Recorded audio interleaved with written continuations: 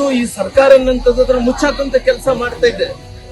ಇವತ್ತು ಅನೇಕ ಸಂದರ್ಭಗಳಲ್ಲಿ ಇವತ್ತು ಕೇವಲ ಜನಾರ್ದನ್ ರೆಡ್ಡಿ ಅವರು ಈ ಭಾಗದ ಶಾಸಕರಾಗಿದ್ದಕ್ಕೋಸ್ಕರ ಒಂದೇ ಅಲ್ಲ, ಈ ಕೊಪ್ಪಳ ಜಿಲ್ಲೆ ಜನರು, ಬಳ್ಳಾರಿ ಜಿಲ್ಲೆ ಜನರು ಎಲ್ಲರೂ ಕೂಡ ನಮ್ಮ ತುಂಗಭದ್ರಾ ರಾಯಚೂರು ಜಿಲ್ಲೆ ಜನರು, ಈ ಭಾಗದಲ್ಲಿದ್ದಂತ ರೈತರು ನಮ್ಮ ಜೀವನಾಡಿ, ಎಲ್ಲಿ ತನಕ ನಮ್ಮ ಜೀವನಾಡಿ ಇವತ್ತು ನೀರು ಹರಿಸ್ತಾರೋ ಅಲ್ಲಿ ತನಕ ನಾವು ರೈತರೆಲ್ಲರೂ ಫಲವತ್ತಾಗಿರ್ತೀವಿ.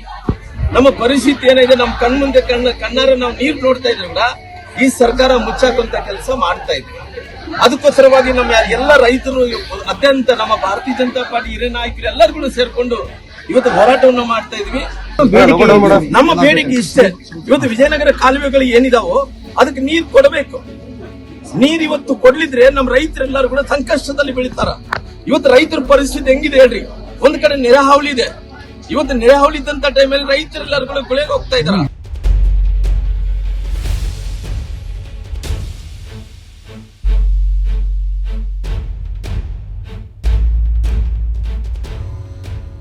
ರಾಘವೇಂದ್ರ ಹಿಟ್ನಾಳ್ ಅವರು ನಿನ್ನೆ ಒಂದು ವಿಡಿಯೋ ಬಿಡುಗಡೆ ಮಾಡಿದ್ದನ್ನ ನಾನು ನೋಡಿದೆ. ಅಂದ್ರೆ ಅವರು ಯಾವ ರೀತಿ ಅಂದ್ರೆ ಒಂದು ಗಾಬರಿಗೊಂಡು, ಅಂದ್ರೆ ರೈತರು ರುಚಿ ಗೆಲ್ತಾ ಇದ್ದಾರೆ ಅನ್ನುವಂತ ಒಂದು ಗಾಬರಿಯಲ್ಲಿ ಅವರು ನಿನ್ನೆ ಮಾಡಿರುವಂತ ಕೆಲಸ ಅಂತಂದ್ರೆ, ಕುಡಿಯೋದಕ್ಕೆ ನೀರು ಬಿಟ್ಟಿರೋದು ನಿಮಗೂ ಗೊತ್ತು, ಮಾಧ್ಯಮ ಸ್ನೇಹಿತರಿಗೆ ಮತ್ತು ನಮಗೂ ಗೊತ್ತಿರೋದು. ಆದ್ರೆ ಆ ಸ್ಟೇಟ್ಮೆಂಟ್ ತಾವು ನೋಡಿದ್ರೆ ಕನ್ಫ್ಯೂಷನ್ ನಲ್ಲಿ ಇವತ್ತು ನಾನು ಗೌರವ್ ಗುಪ್ತಾ ಅವ್ರ ಜೊತೆ ಮಾತಾಡಿದೆ, ರಾಮಲಿಂಗಾರೆಡ್ಡಿ ಅವ್ರ ಜೊತೆ ಮಾತಾಡಿದೆ. ನೀರು ಬಿಡ್ತಾರೆ, ಯಾರು ಗಾಬರಿ ಆಗೋ ಅವಶ್ಯಕತೆ ಇಲ್ಲ ಅನ್ನುವಂತ ಮಾತು ಅವ್ರು ಹೇಳಿರುವಂತದ್ದು.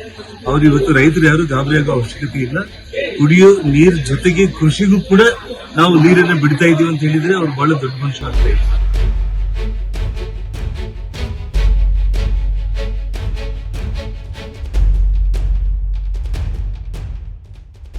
ತಮಿಳುನಾಡು ಸರ್ಕಾರದ ಜೊತೆನಲ್ಲಿ ನಿಮ್ ಸರ್ಕಾರ ಇರಬೇಕು. ರೈತರು ಕರ್ನಾಟಕದಲ್ಲಿ ಏನಾದ್ರು ಸಾಯ್ಲಿ, ಅಲ್ಲಿ ನೀರ್ ಬಿಡ್ತೀರಾ. ಇಲ್ಲಿ ರೈತರು ಸಾಯ್ಲಿ, ನೀರ್ ಬಿಡಲ್ಲ ಅಂತೀರಾ. ಏನ್ ನಿಮ್ ಸರ್ಕಾರದ ನಿಲುವೇನು, ಧೋರಣೆ ಏನು ನನಗೆ ಅರ್ಥ ಆಗ್ತಾ ಇಲ್ಲ. ಬರ ಘೋಷಣೆ ಮಾಡಿ ಅಂದ್ರೆ ಬರ ಘೋಷಣೆ ಮಾಡ್ತಾ ಇಲ್ಲ, ರೈತರು ಆತ್ಮಹತ್ಯೆ ಮಾಡ್ಕೊಳ್ತಾ ಇದ್ದಾರೆ.